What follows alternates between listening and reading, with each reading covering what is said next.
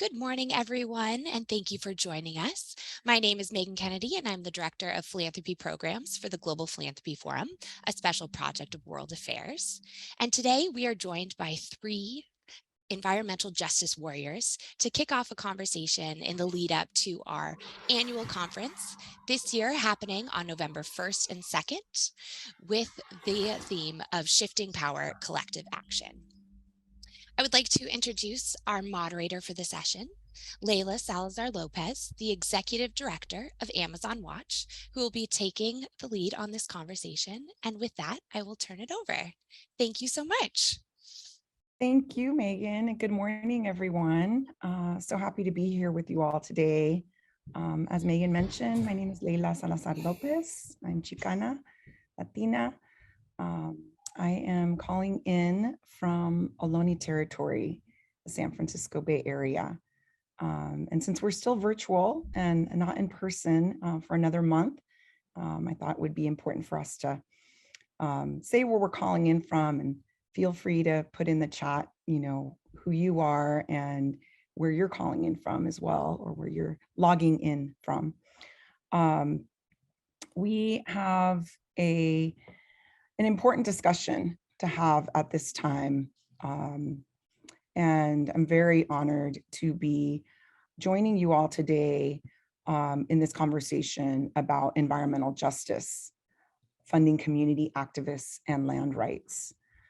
We are having this conversation with some esteemed colleagues from the Environmental Justice Fund, Lisa Chamberlain, the Executive Director, and Nonette Royo from the Executive Director of the Tenure Facility, which I had the pleasure of meeting very briefly in New York at the New York Climate Week, coinciding with the UN General Assembly just a few weeks ago. And in reflecting about what we were doing at Climate Week, really, we are talking about the state of our climate, the state of our environment, the state of human rights. We were with colleagues, we were with policymakers, we were with NGOs, we were with the front lines, with Indigenous peoples from the North and South, from all over the world. I'm calling on global leaders to listen to the front lines, to listen to the voices of those that are most affected by the climate crisis, by the attacks on our human rights defenders and the attacks on our environment. And that is perfectly fitting into what we're talking about today. And that is the work that the Environmental Justice Fund and the Forest Tenure Facility does. They are dedicated to the belief, and we are dedicated to the belief, that environmental justice forms a critical part of social justice struggles around the world. These two groups are providing grants to community leaders and activists who are designing their own responses to the climate crises directly affecting their communities. This is a conversation that has been happening for a long time. How do we get the resources directly to the front lines? And I'm very happy to say that this conversation isn't just happening in our bubble. It is happening at a much larger level now. We saw some pledges being made at Climate Week, and we're going to talk a little bit about a little more about what exactly is environmental justice, why it's important to directly support the front lines, and hear directly from the Environmental Justice Fund and Tenure Facility. So first and foremost, I would like to just turn it over to our colleagues here to introduce themselves and maybe just start off with the definition. What does environmental justice mean to you, and why is it important to bring into this work?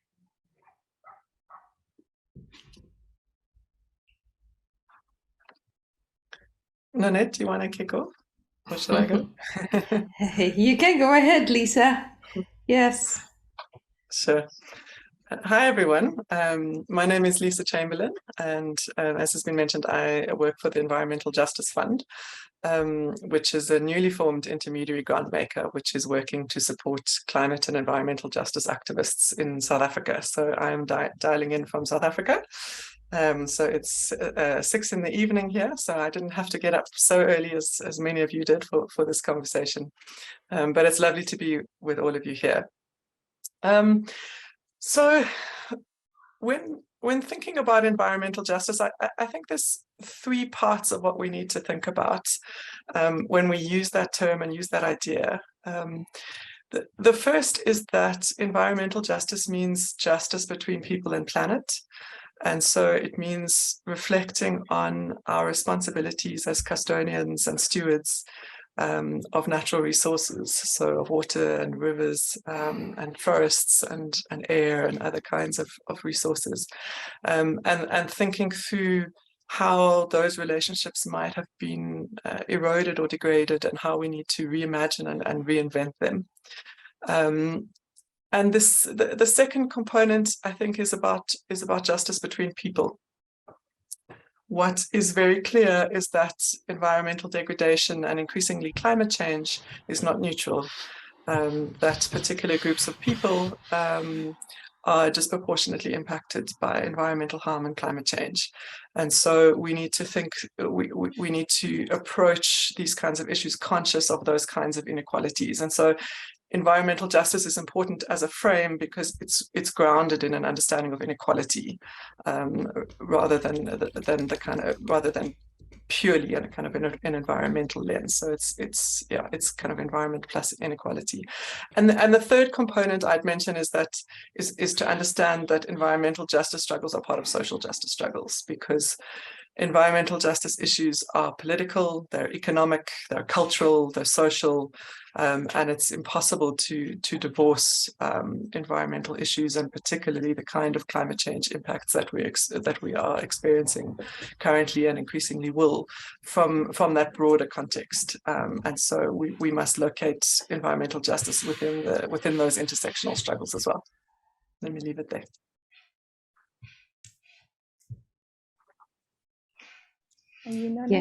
Yeah, thank you everyone. Good morning. It's evening here. I'm closer to Lisa time-wise. I'm Nonette Royo. I'm the executive director of the Tenure Facility, and the Tenure Facility was set up from extensive consultations with Indigenous peoples who for a long time felt that a dedicated funding for their land rights had clearly been absent and had always been kind of inserted as a sub category to general topics about community-based forest management or integrated conservation and development or conservation in general. Recently, this fund with the Tenure Facility, we're based in Stockholm, has really expanded with support from the U.S. philanthropists to allow us to commit long term to each and every Indigenous organization partner that is dedicated to secure their land rights over their land, territory, and resources. And we're operating in the key tropical rainforest countries in Asia, tropical Asia, the Amazon, and Africa, especially Central Africa, where the key large tracts of tropical rainforests are. On environmental justice as my work has been over time, over the years in Southeast Asia, where I started and now expanding as a practitioner, legal practitioner. I see more and more that environmental justice is really not just the basic justice work we do for grassroots and Indigenous peoples. It is really justice to humanity's next generation. So in addition to what Lisa said, I would really like to add that the justice for the next generation needs to happen now.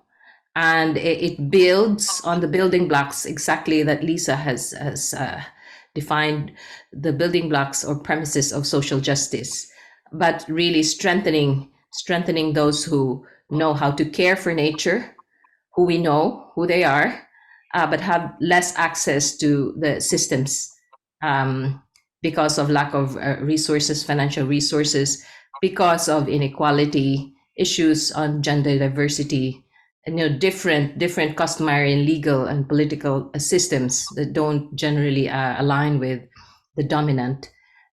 Poverty and other remoteness is one of those too. Yeah, I'll stop there.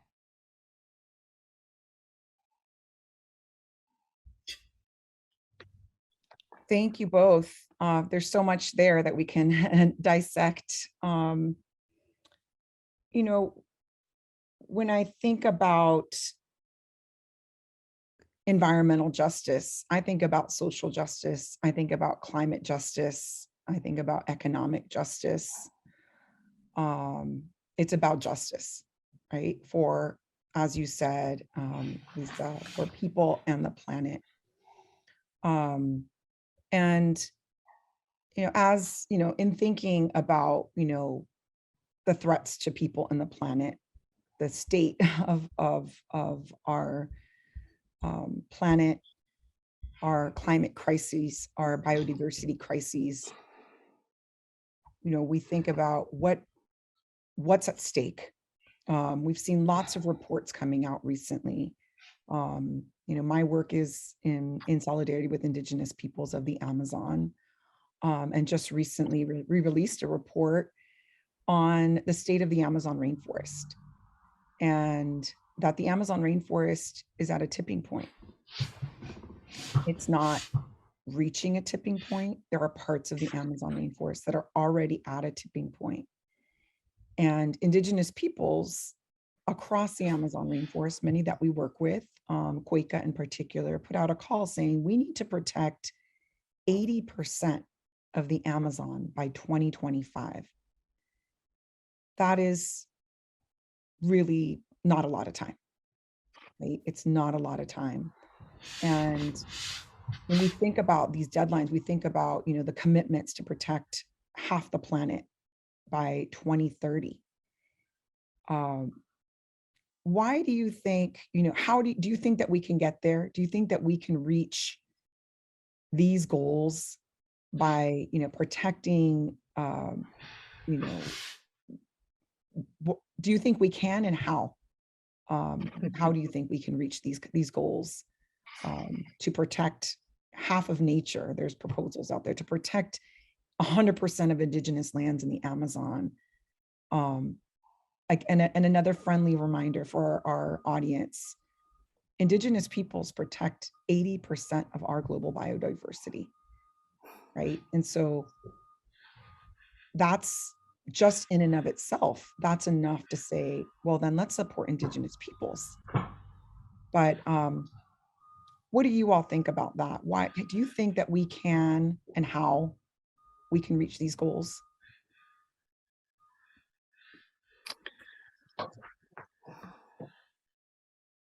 Should we just, we're both waiting for each other. Should we just go in the same order? I don't know how you want it. Or Leila, do you want to direct us? Go ahead, Nonette. Yeah, it's. I think we start with the premise that the Indigenous peoples right now, where they live, they are protecting those resources. So actually in COP26, it was a very prominent leader in the Global Land Forum parallel to the COP26, where he was stating very deeply this reality that they are protecting, and some of their partners were measuring the kind of carbon they are currently protecting in their territory in the border with Peru and Amazon in the One Piece. And he was saying that here, we offer this to you, people. We offer this to you for our labor, for all the generations that have been working and sacrificing in the front lines to protect these forests. All we ask from you is to not keep coming, taking these territories away from us, and threatening the boundaries of these autonomous regions. So what's happening, actually, if we try to look at this, is that there are these large tracts of forests that are currently under protection, management, tending, nurturing by peoples who are living there as because these are their homes. So you can imagine the kind of helplessness we have if we cannot protect our own home, and multiply that by the million hectares of forests that are being protected by people who consider these areas their homes. And so what has happened that's been urgent, and what seems to me really is a big shift in COP26, was this dedication, at least by the donors, to say, okay, we invest, you've already done the work, we invest by helping you protect your tenure with this 1.7 billion, because you're the protectors of nature. So nature-based solutions can only happen if your rights are secure. So you are not going to be kicked out of the forest that you're already protecting. So I guess the biggest challenge for us is because we are very far away from the forest we care about. And I think a big part, if you ask people, yeah, we care about forests, but we're so far away. And when we do not trust that the people who are protectors actually just need to have their rights secure in these territories, so they can keep using what's available in the law, or defending, really with such great risks. And we know this, you've been documenting this in your reports, such great risks, but to help them help us is to strengthen some of these rights and allow them to have more of these options to protect. So I think I go back to, I guess also that's the tool we use in the Tenure Facility. Map the territories, position yourselves, go below the radar if it's very difficult to go above, but keep protecting, network with everyone who can help, NGOs, private sector, governments that are committed to do the same, but position yourselves in the places where you still can. And then for the others, I know many of us have taken some of these roles, making accountable some of these companies that are going into these forests and pushing for no deforestation standards, all of that. So there are many more ways, but I think from the point of view of rights to territory, I would approach it in at least from that angle. Many other places or entry points to use. Over to you, Lisa. Yeah, maybe you can complete many of these areas. Yeah. Thanks, Nonette.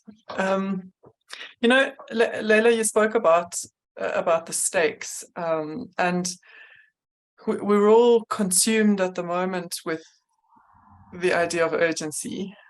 There's no dispute anymore about urgency, at least. And there's this, we could talk for days and write books about what strategies and what we should be doing. There's all sorts of things that we could say about the need for state commitments and state implementation of those commitments. There's things we could say about the accountability of the private sector and polluters and multinational corporations that are causing this harm in the first place. But I think for the purposes of this conversation, it's maybe most useful just to build on what Nonette was saying about the piece of the puzzle which falls to communities and to civil society and to indigenous peoples. Because the thing about urgency is that we don't have time to reinvent any wheels anymore. The window is closing so fast that our best chance of any meaningful impact is to use what we already have, what we already know, and what people are already doing. And the good news in this story is that there are people with immense amounts of knowledge who have been working to protect the planet and our relationship with it for centuries. And so what makes most sense in the context of urgency is to tap into that knowledge. And that knowledge is sitting with communities across the world, particularly in the global south. And so, you know, those are groups of people that both have immense amounts and a wealth of knowledge to share, but they also are incredibly motivated because they're the same people that are most impacted by environmental harm and climate change.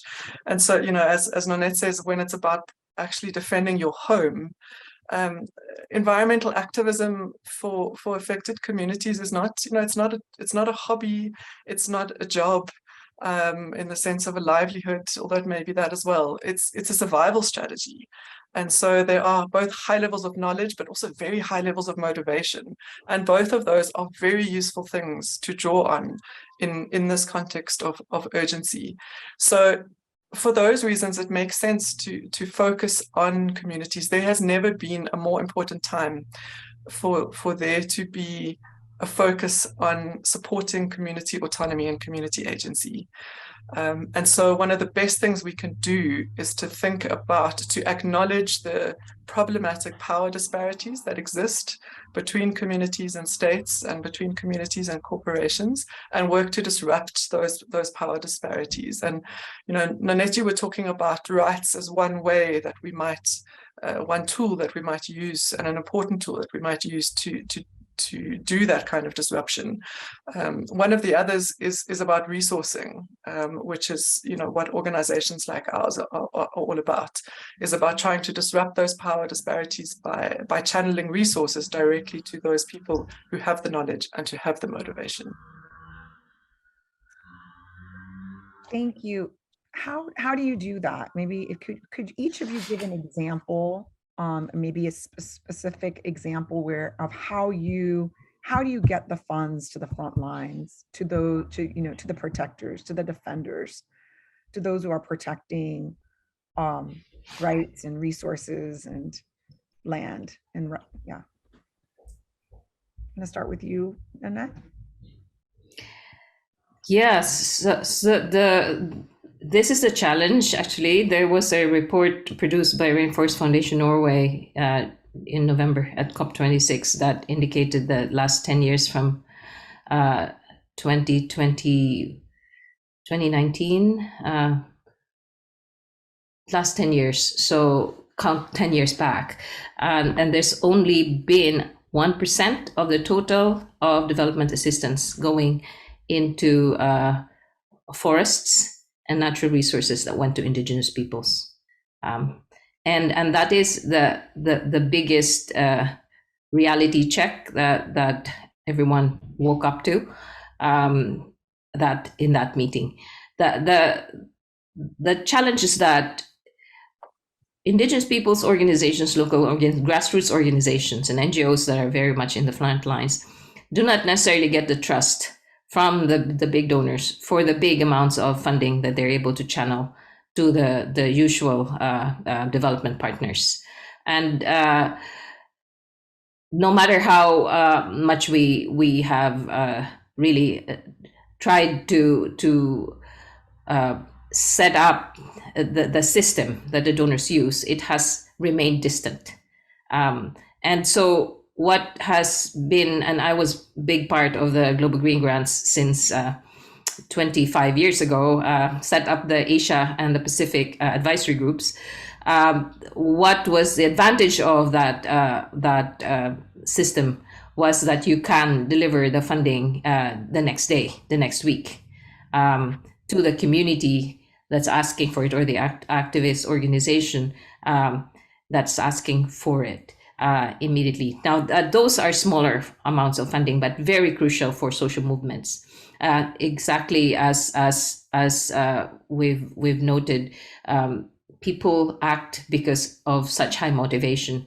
Even with so little funding, they can get things done. And key funding is important.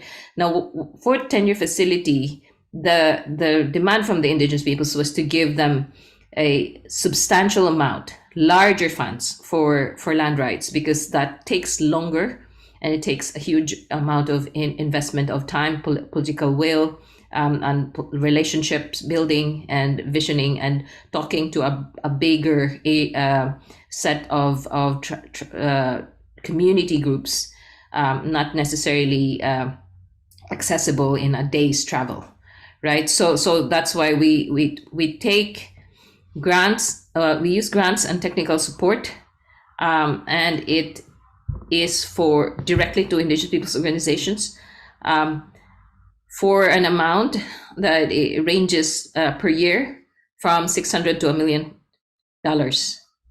and we commit that for the next 5 years.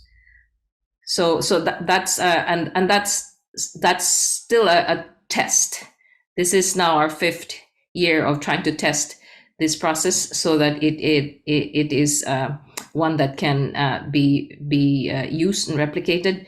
And it's you know, it wasn't easy. But that's how we had imagined we would really test the system, by pushing the ticket and going to that directly, and not to rely on intermediaries for the funding. But the intermediaries are also really important players, like as I mentioned before, with Global Green Grants and others similar.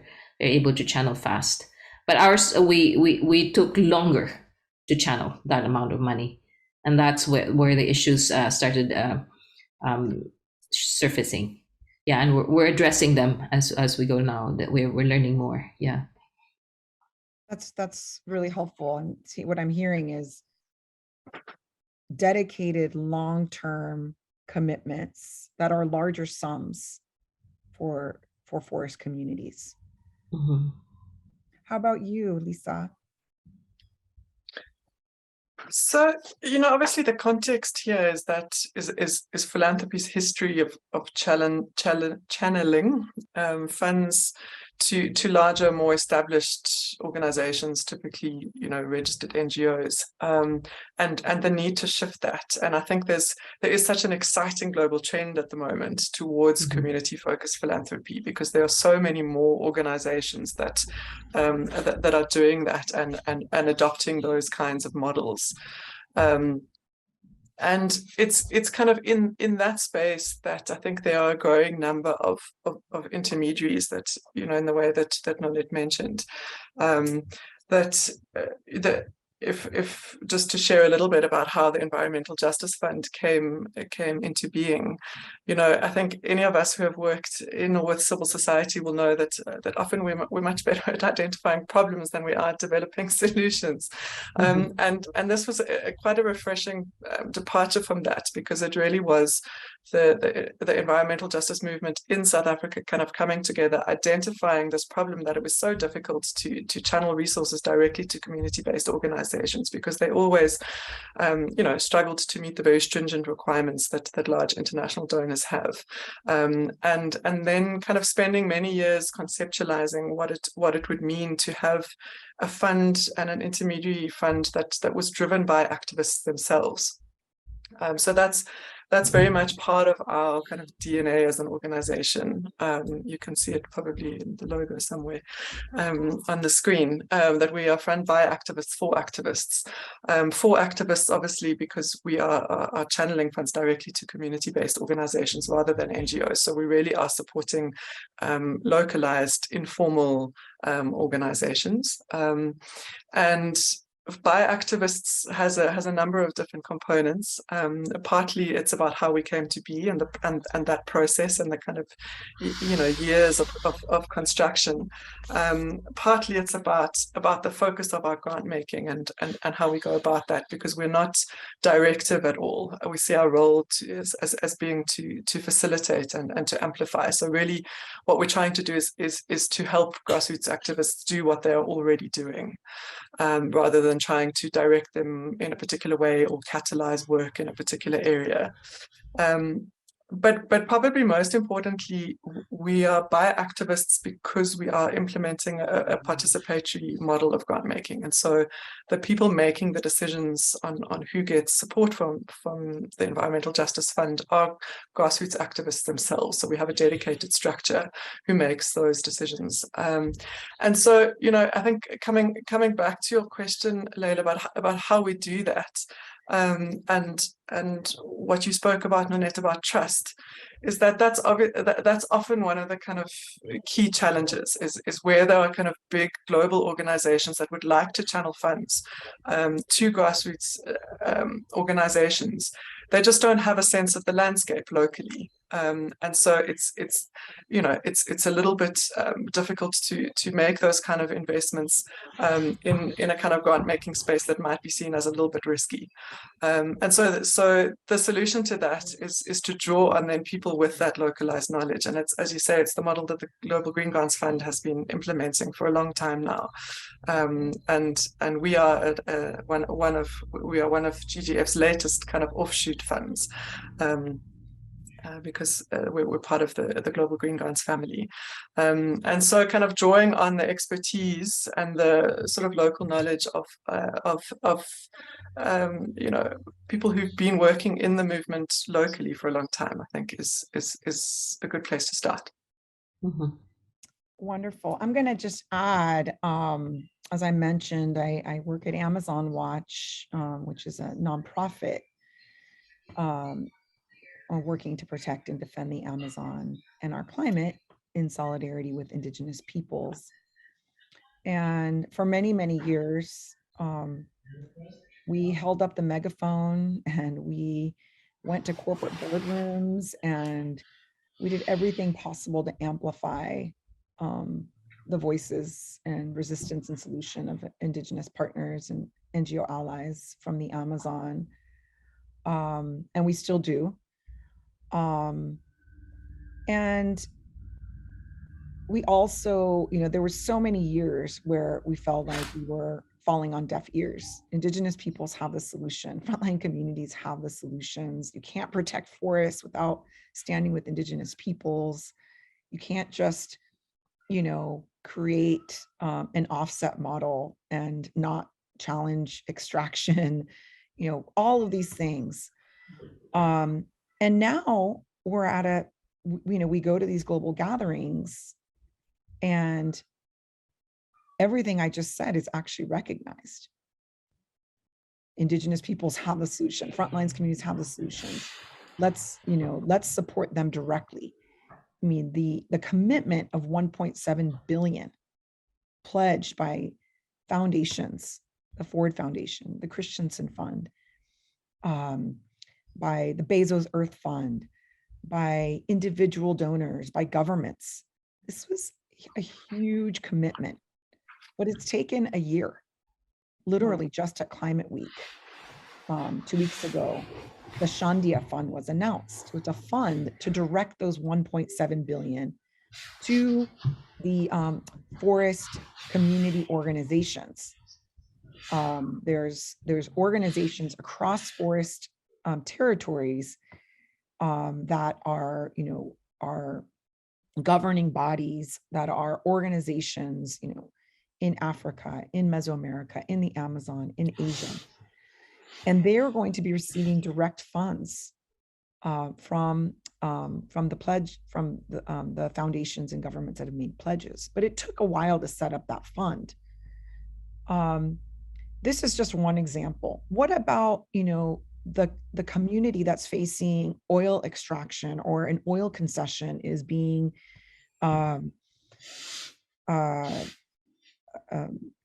adopted without their free, prior, and informed consent? They can't wait another year. They need immediate funds tomorrow.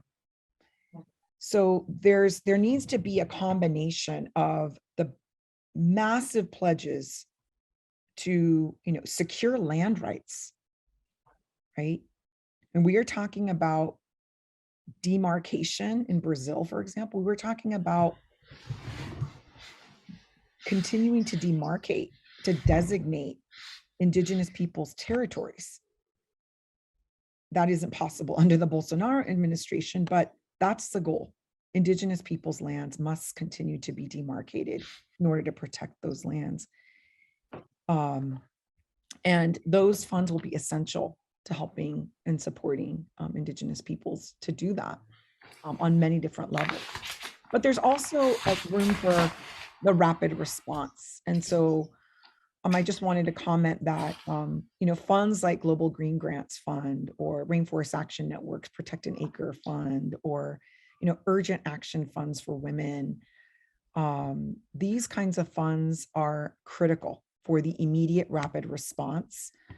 Just a few years ago, when the world heard about the fires in the Amazon, Amazon Watch was able to secure some funding to set up a solidarity fund. And now we are doing solidarity grant making for those quick, rapid response grants to peoples on the ground in the Amazon. But they're not just rapid response. They're also for capacity building, for women defenders, for accompaniment, for, in everything from very small travel grants, we need to get from the Amazon to our capital city to go to a meeting with our environmental minister, to we need to organize a mobilization for International Women's Day, or we want to build a women's house for, so these are just a few examples, or the youth want to create a communications team. So everything from travel to direct negotiation with their governments, or setting up their life plans.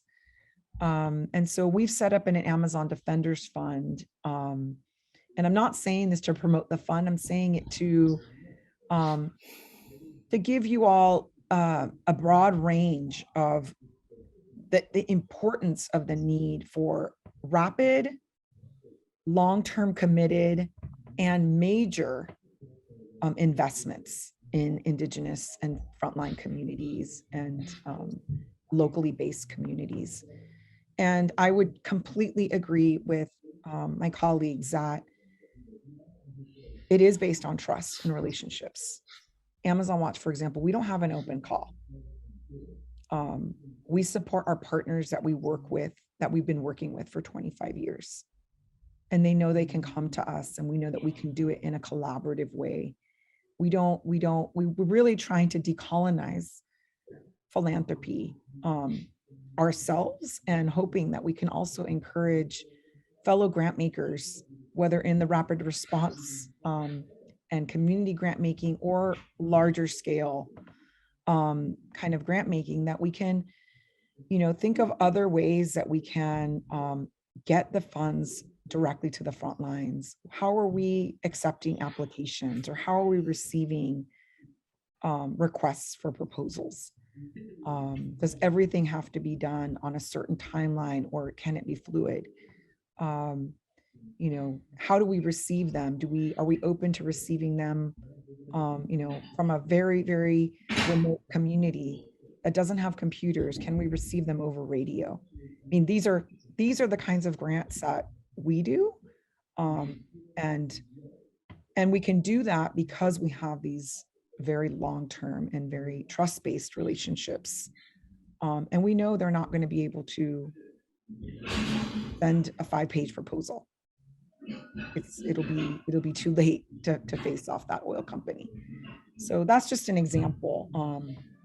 I don't know if you all want to comment on that at all, or if we should move on to the next question. I do see a couple questions coming in from the audience. Go ahead. Just quickly, there are many types of funding that all are really welcome, and this rapid response, I cannot overemphasize the importance and the crucial role that can play. So that remains to me very, very significant. Yes, go ahead, Lisa. Yeah, I just wanted to add that another reason why rapid response funding is so important for environmental human rights defenders is because it's a big part of a response to risk.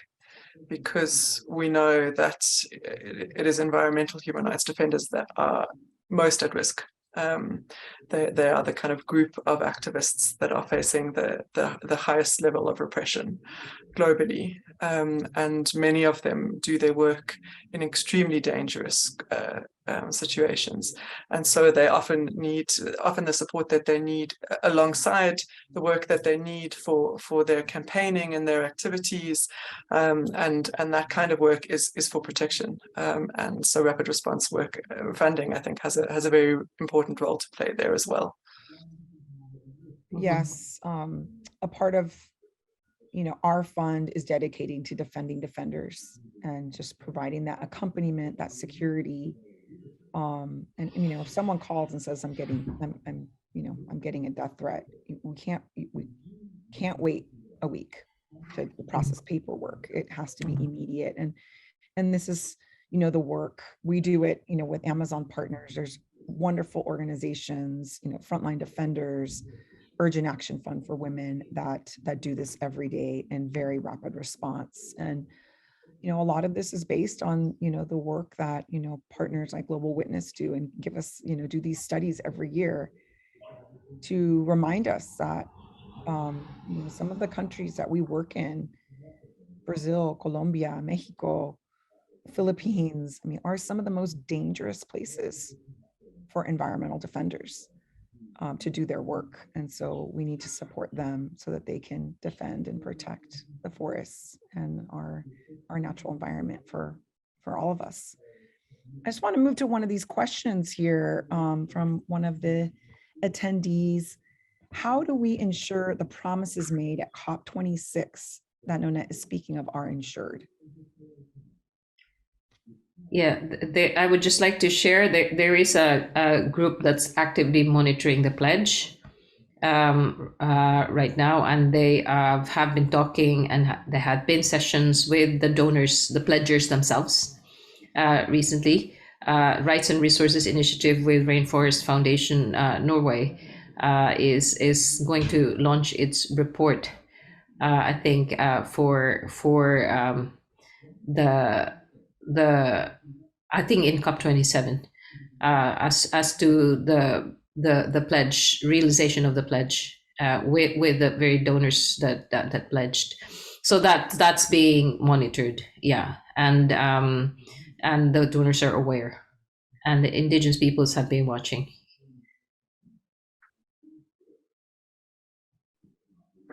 Yeah.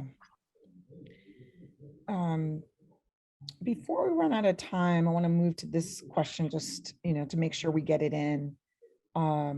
We've kind of touched on it already, but just to ask it specifically, for any advice you all may have to the philanthropic community and the attendees here today, what kind of role or how can other philanthropists either listening in today or that will be listening to the recording later, how can the philanthropic community help support environmental justice, climate justice funding to the front lines?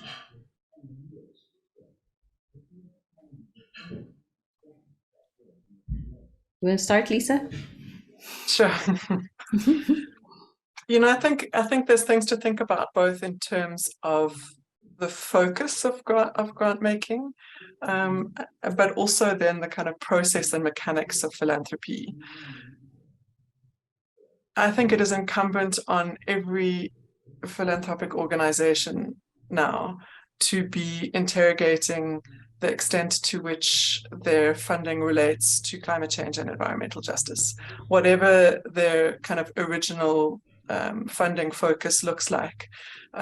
We all need to be thinking through how our existing channels of work intersect with questions of climate change and environmental justice, and what are those touch points and what are those connections. So, if you're an education funder, how does your work on education and schooling tie back to the point that Nonette was making about future generations and intergenerational justice, for an example? And so we all need to be thinking through kind of what we're focusing in terms of thematic areas. But then we also all need to be thinking through the mechanics of philanthropy, and and how we go about doing it, and what opportunities and spaces there may be to decolonize philanthropy, which is another obligation, I think, that sits on this community. So to think, and that can manifest its way in a variety of different modalities, and it means different things to different people in different contexts. But we need to be thinking about, are our systems of grant making accessible to grassroots communities as one way to do it. Now, it may be that there's ways that funders can adjust their systems to make their own work more accessible, or it may be that it might make more sense for them to partner with other organizations to make that work. But what you were talking about, Leila, in terms about how proposals are submitted, what languages are they submitted in? Does it, are people submitting in languages that they're comfortable with? What reliance on technology is needed? Are we requiring 10-page proposals and complicated indicators and metrics that half the time we don't understand ourselves, let alone expecting grassroots communities who are far too busy doing important campaigning work to focus on that kind of thing. So yeah, I think it's both about the focus of funding work and the modalities then of how we do it, the actual nuts and bolts. It's the unsexy stuff, but it's that stuff that really can fundamentally change the way that philanthropy looks and what it means to grassroots communities. Mm-hmm. And just to add, I think that the now and the future is an important perspective to look at. The now is that we are very grateful that there is support to especially the frontline activists, regardless of how that profit was generated by which philanthropists. There are some of us that have actually looked closely at making sure that philanthropists also look within and see whether there are certain things that can be shifted from the profit oriented businesses that are extracting deeply from the earth and then still sharing their resources back. Now, for those that are looking at the future, it's really important to understand that our philanthropy right now is a blip in the intergenerational journey and challenge of many of us, and humanity in general, but Indigenous peoples in the front lines. I had a chance to come into a council meeting of Indigenous leaders in the Panama Alliance, and the elders asked me a very interesting question. They said, our values do not allow us, and we are guarding against extracting resources from our territories for profit, because we are stewards of the planet, and we survive depending on the forests, and we do look at livelihoods and we do look at renewables, but we're not sure who to trust that will not take us farther along in that profit line.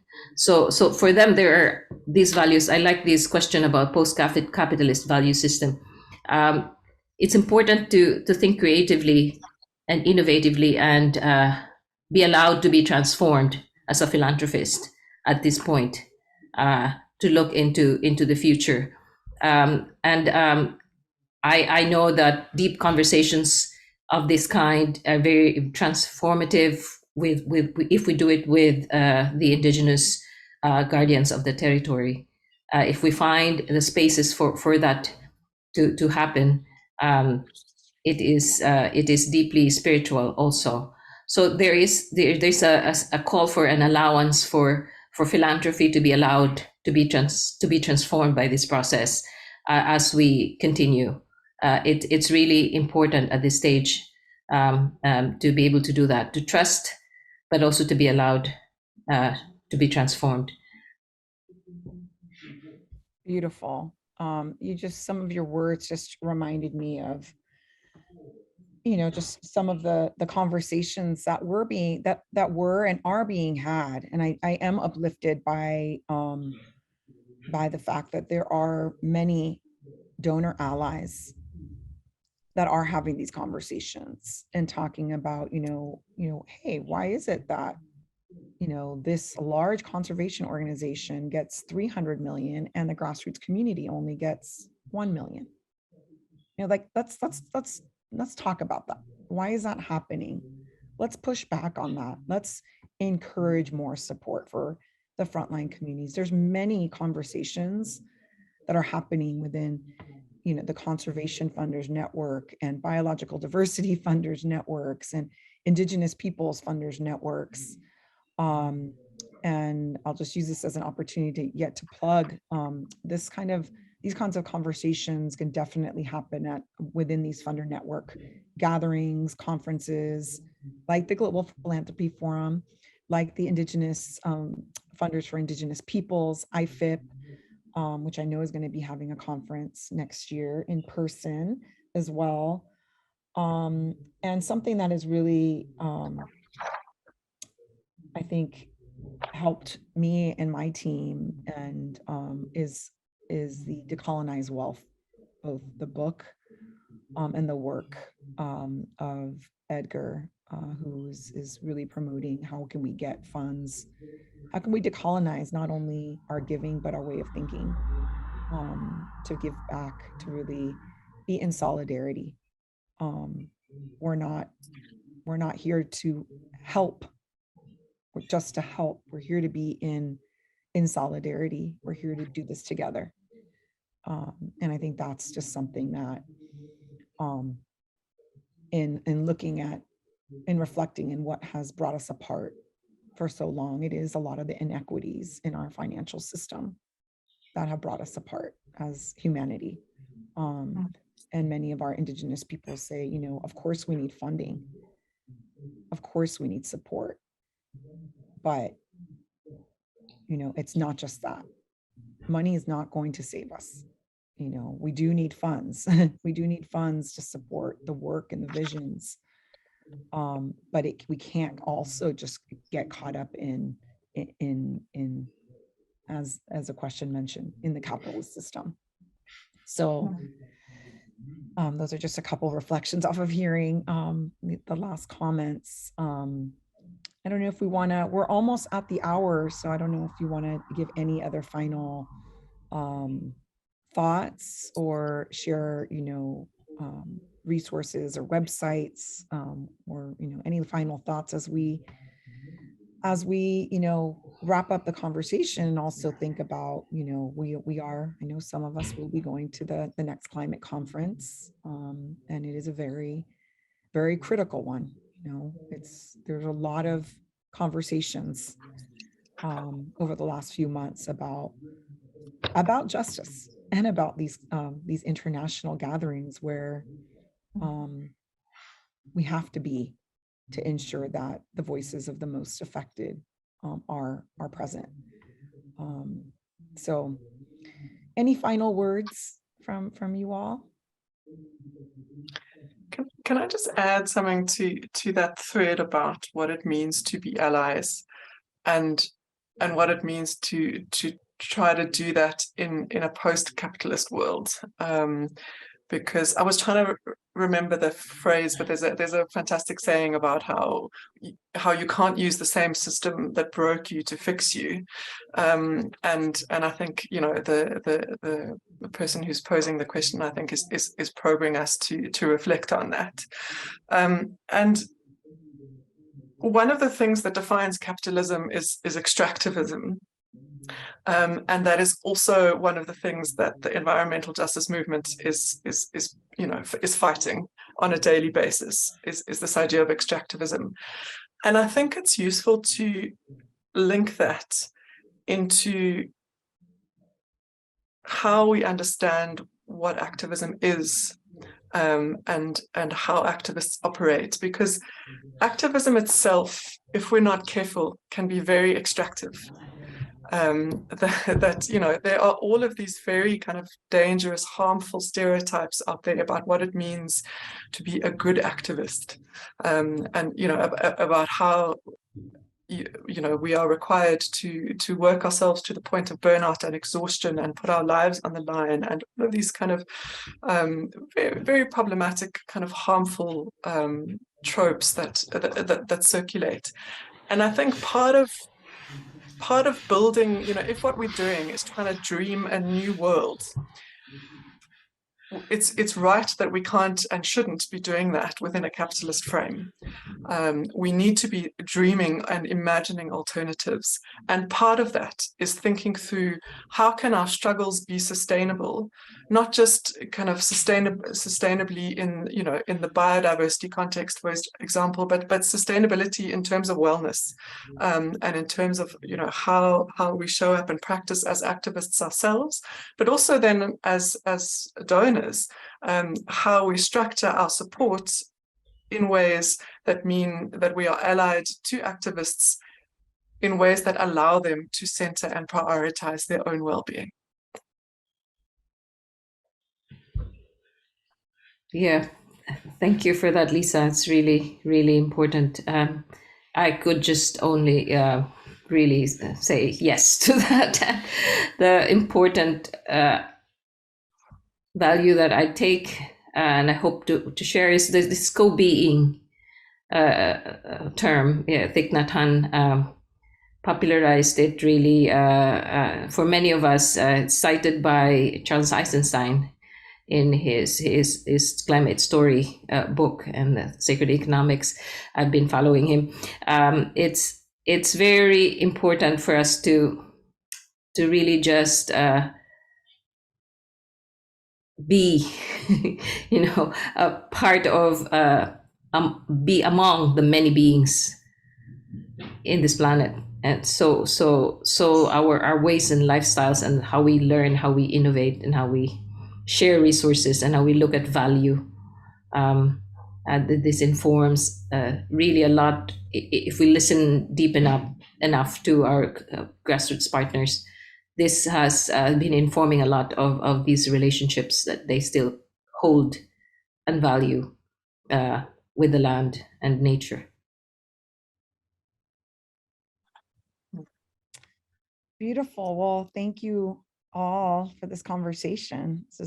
We can go on and on, I think, as you all just said your final thoughts. It also made me think of you know, the non-traditional funding that we may do, you know, supporting a women's healing house. What does that have to do with environmental and climate justice, for example, right? That, you know, as our sisters in the Amazon will say, you know, how can we protect the Amazon if we don't protect ourselves? You know, we're the ones that are the most connected to the land. So we're the ones that have to be, you know, also standing up for the land, protecting the land, and supporting. And so a big commitment of ours is to support women, as women are actually the least funded of all. And we know that women are some of the best protectors of our planet and our children, alongside our men. So with that, I want to thank you, wonderful women, for this conversation, and thank you to the Global Philanthropy Forum for bringing us together. And I look forward to seeing you all in person in a few weeks. Thank you, Leila, for your role here. Yep, really wonderful to be with everybody. With you, Lisa. Thank you. Thanks very much, everyone. Bye. Thank you so much.